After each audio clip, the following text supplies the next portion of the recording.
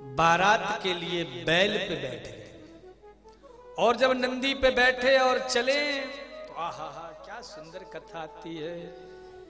एक ने कहा बाबा बारात तो है लेकिन बारात कुल 4-5 ही बाराती हैं बारात में।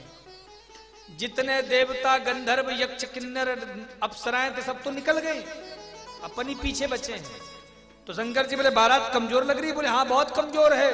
आवाज दी, डमरू बजाया, सुनो जितने भी स्मशान घाट में रहने वाले भूत प्रेत पिशाच जिन्न खबीस इत्यादि सब आज हमारी बारात में आ जाओ। और जैसी ऐसा कहा हु हा हा करते कोई धरती से निकल रहा है, कोई आकाश से टपक रहा है, कोई पेड़ से उतर के आ रहा है। महाराज वहां तो लाखों करोड़ों भूत प्रेतों की भीड़ लग गई। अब स्मशान घाट केवल अपने भारत में थोड़ो है, अमेरिका में भी है, चाइना में भी है, पाकिस्तान में भी है। तो आज शंकर जी की शादी में जापान से भी भूत आए हुए हैं, अमेरिका के भी भूत आए हुए हैं, चाइना वाले वो छोटी छोटी आंख वाले भूत भी आए हुए हैं, सब भूत आए हुए हैं साहब। अब जो विदेशी भूत हैं वो हाय हाय कह रहे हैं क्योंकि उनको हिंदी आती नहीं है। तो जो भारतीय भूत हैं वो तो हर हर महादेव कहते और विदेशी भूत हाय हाय। लेकिन शंकर जी सारे भाषाओं के जानकार हैं तो शंकर जी खूब प्रसन्न हो रहे हैं। और दिव्य बारात महाराज शंकर जी की चल पड़ी। जय बम बम बम जय बम बम बम जय बम बम बम जय बम बम बम जय बम बम बम जय बम बम बम जय बम बम बम जय बम बम बम। ओ भोला डमरू वाला, हे भोला डमरू वाला, हे भोला डमरू वाला, ओ भोला डमरू वाला। अब महाराज शंकर जी की दिव्य बारात चली। कोई हाहा कह रहा है, कोई हु कह रहा है और सब चलते जा रहे हैं। कोई बिना पैर के चल रहा है तो किसी के महाराज पैर ही पैर हैं। कोई महाराज बिना मुख के है तो किसी के बहुत सारे मुख हैं। अकड़म बम बोलो जय शिव जय शिव, अकड़म बम बोलो जय शिव जय शिव, बम बम बम बोलो जय शिव जय शिव, बम बम बम बोलो जय शिव जय शिव। अकड़म बम बोलो जय शिव जय शिव, अकड़म बम बोलो जय शिव जय शिव, अकड़म बम बोलो जय शिव जय शिव, अकड़म बम बोलो जय शिव जय शिव, बम बम बोलो जय शिव जय शिव, बम बम बोलो जय शिव जय शिव, बम बम बोलो जय शिव जय शिव, बम बम बोलो जय शिव जय शिव। कौ मुखहीन विपुल मुख काहू, कौ मुखहीन विपुल मुख माहू, बिनु पद कर को बहुपद बाहू, बिनु पद कर को बहुपद बाहू। बम बम बोलो जय शिव जय शिव, बम बम बोलो जय शिव जय शिव, बम बम बोलो जय शिव जय शिव, बम बम बोलो जय शिव जय शिव। विपुल नयन को नयन विहीना, विपुल नयन को नयन विहीना, हृष्ट पुष्ट को अति तन खीना, हृष्ट पुष्ट को अति बलहीना। बम बम बोलो जय शिव जय शिव, बम बम बोलो जय शिव जय शिव, बम बम बोलो जय शिव जय शिव, बम बम बोलो जय शिव जय। और ऐसे दिव्य बारात चली शंकर जी की। और जैसे शंकर जी की बारात चली सब शिवगण अद्भुत नृत्य कर रहे हैं, लेकिन मन में सोच रहे हैं कि हम तो इतनी मस्ती से नाच रहे हैं पर बाबा तो हमारी ओर देख ही नहीं रहे क्योंकि बाबा बैल पे सवार होकर आगे चल रहे हैं। शंकर जी समझ गए अपने शिवगणों की बातों को और बड़े प्रेम से महाराज बैल में उल्टा बैठ गए। अब तो शिवगण और प्रसन्न हो गए। जय भोलेनाथ, आप कितने कृपालु हो, हम सबके मन की बात आप तुरंत समझ जाते हो। अब जैसे ही सब चले तो कथा कहती है कि दिव्य बारात चल रही है।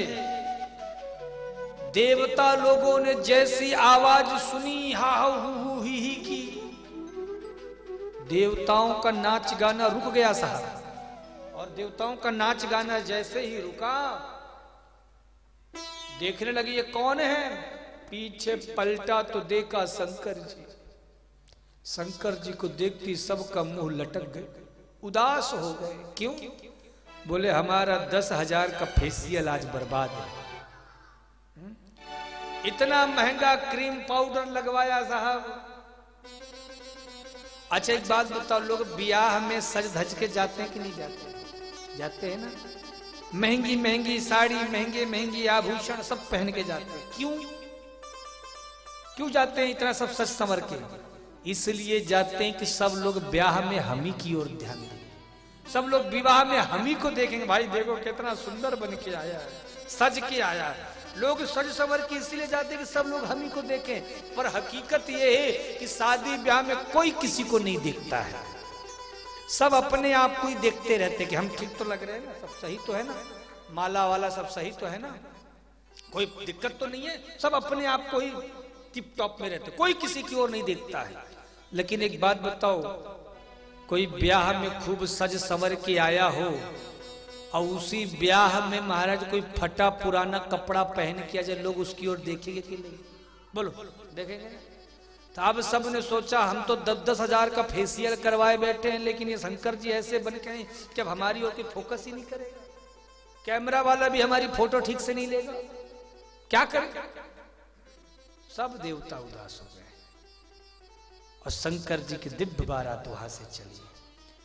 अब जैसे ही शंकर जी की बारात पहुंची हिमालय के घर, हिमालय के आंगन में, तो मैना हाथ में आरता की थाल लेकर खड़ी हो गई।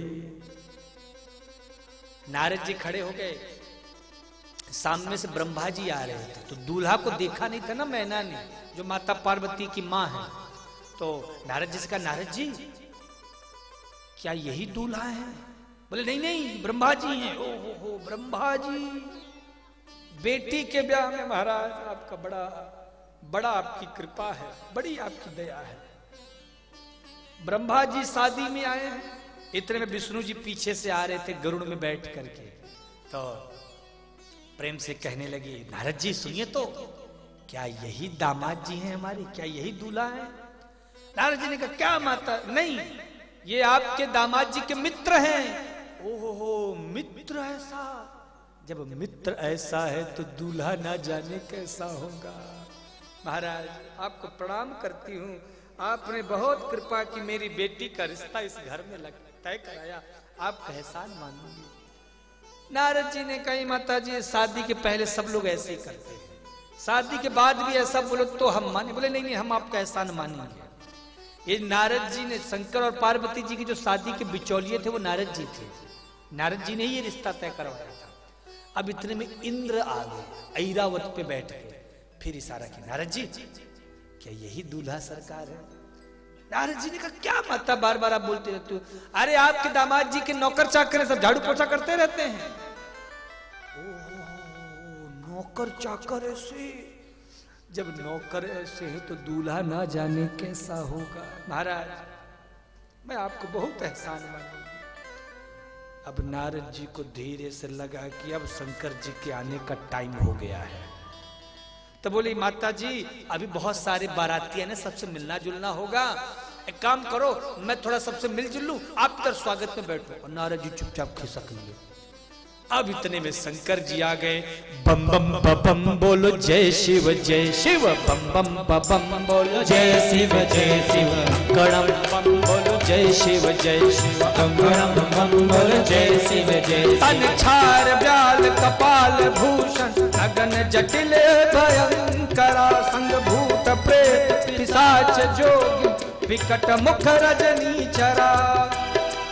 जो जियत रही है बरात देखत पुण्य बढ़ते ही कर सही।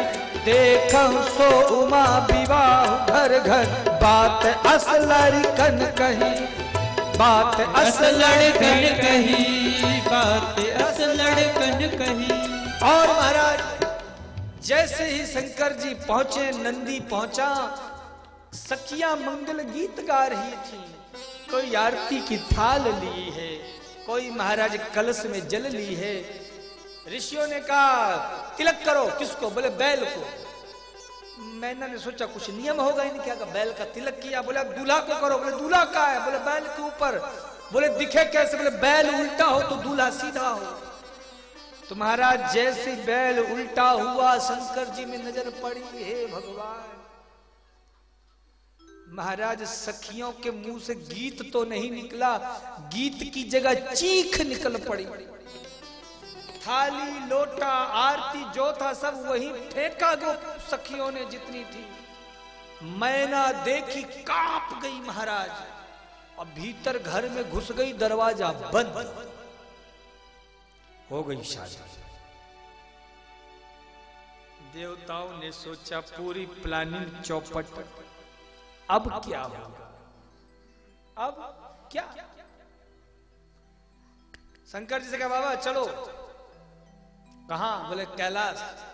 अरे अभी तो जनमासा चलेंगे ना, अभी काहे को कैलाश जाएंगे, अभी तो फेरे होंगे, जयमाल होगा। बोले अभी भी आपको शादी की उम्मीद है, इतना बड़ा अपमान हो गया हम लोगों का ये हिमालय के यहाँ। अपमान, कैसा अपमान? अरे ना दुल्हन की मां ने आरती उतारी, ना महाराज जल ही चढ़ाया, और आप कह रहे अपमान। बोले सुनो खबरदार, हमारी सास के बारे में जो एक शब्द कहा, हमारी सासू मां बड़ी बुद्धिमान है। कैसे? बोले जल इसलिए नहीं चढ़ाया, उन्होंने देखा गंगा तरंग रमणीय जटा कलापम, जिनके सिर पर गंगा की धारा निरंतर बहती रहती है, उन्हें एक लोटा जल से क्या होगा। अच्छा तो आरती क्यों नहीं दिखाई? बोले मन में हमारी सासू मां ने सोचा, जिनके मस्तक पर दूज का चंद्रमा सदैव प्रकाशित होता, उनको ये एक दिया का प्रकाश क्या दिखा। तुम्हारी सासू मां बड़ी बुद्धिमान है। अच्छा चलो मान लिया, ये भी बात है। फिर ये बताओ दरवाजा क्यों बंद कर लिया? बोले देखो अलग अलग देश की अलग अलग रीत होती है। हो सकता है हिमालय में ऐसी रीत होती हो कि जब दूल्हा दरवाजे में आए तो दुल्हन की मां दरवाजा बंद कर ले। देवताओं ने सोचा कौन समझाए बाबा को, सब जन्मा से पहुंचे। अब महाराज सनकादिक मुनियों ने, देवताओं ने इमरजेंसी मीटिंग बुलाई। मीटिंग में क्या बात करने के लिए कि अभी तो दुल्हन की मां डरी, चलो उन्हें समझाया जाएगा, लेकिन कहीं दुल्हन डर गई फिर क्या होगा। तो पहले नारद जी को भेजा, जाओ पहले दुल्हन की मां को समझा के आओ। नारद जी ने कहा हम नहीं जाएंगे। अरे भाई ब्याह तो आप ही पक्का कराएं। बोले ब्याह जरूर पक्का कराए, लेकिन अब हमारी हिम्मत नहीं है जाने की। बोले फिर शादी कैसे होगी? बोले तो फिर कोई और भी हमारे साथ 2-4 लोगों को भेजो। तो अंत में महाराज सप्तर्षियों को लेके गए और जा करके नारद जी समझाने लगे। नारद जी ने कहा हे माता मैना चिंता मत करो, ये सदैव शंकर की ही प्रिया रही हैं, आप निश्चिंत होकर के महाराज ब्याह की तैयारी करो। इधर माता सती को समझा रहे हैं, इधर जनवासे में भूत प्रेत एक तरफ, देवता एक तरफ।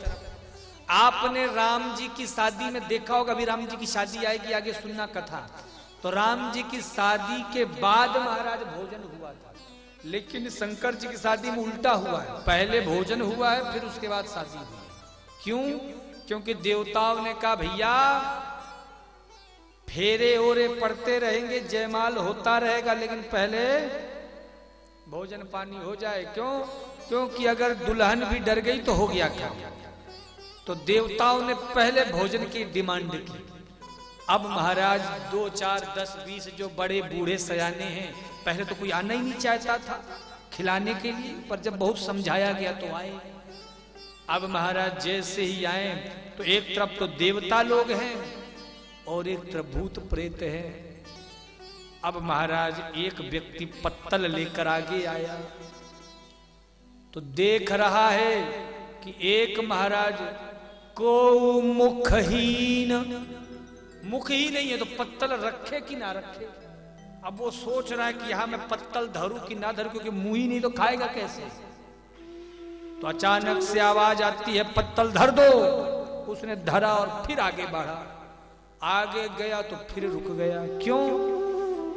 विपुल मुख काहू। अब उसके महाराज इतने मुख हैं क्या, फिर कंफ्यूज कि कितने पत्तल धरे। को मुखहीन विपुल मुख काहू। अब महाराज जो थोड़े बहुत बूढ़े भाड़े थे वो होश संभाले रहे, बाकी तो जितने सब भाग रहे। बोले भैया ऐसी शादी, ऐसा विवाह, ऐसे बाराती न भूतो न भविष्यति, न हमने कभी देखी थी न कभी सुनी थी। आइए